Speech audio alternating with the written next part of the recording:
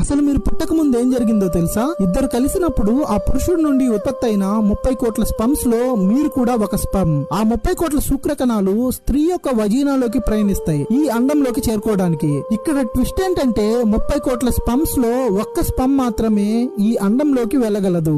ఇక ప్రయాణాన్ని కొనసాగించాయి. గర్భాశ్రయంలోకి ఎంటర్ అయ్యే టైంలో మాక్సిమం స్పమ్స్ అన్ని చనిపోయి 1,00,000 స్పమ్స్ మాత్రమే లోపలికి వెళ్తాయి. కానీ అక్కడున్న పరిస్థితుల కారణంగా చివరికి 200 స్పమ్స్ మాత్రమే ఎగ్ ను చేరుకుంటాయి. అలా చివరగా ఎంతో కష్టపడి ఒక్క స్పమ్ మాత్రమే ఎగ్ లోకి ఎంటర్ అవుతుంది. ఇక వేరే స్పమ్స్ ఎంటర్ అవడానికి ఛాన్స్ ఉండదు. అలా 30 కోట్ల స్పమ్స్ తో పోరాడి ఒక్కటి మాత్రమే గెలిచింది. ఆ విజయం సాధించిన స్పమ్ ఎవరో కాదు, మీరు, నేను. ఒకవేళ మీరు కాకుండా వేరే స్పర్మ్ ఏదో ఒకటి ఎగ్ లోకి వెళ్ళుంటే ఈ రోజు మీరు ఈ ప్రపంచాన్ని చూసేవారు కాదు. ఒక్క మాటలో చెప్పాలంటే ఆ 30 కోట్ల స్పమ్స్ తో పోరాడి మీరు గెలిచారు కాబట్టే ఈ రోజు మీరు ఈ వీడియో చూడగలుగుతున్నారు.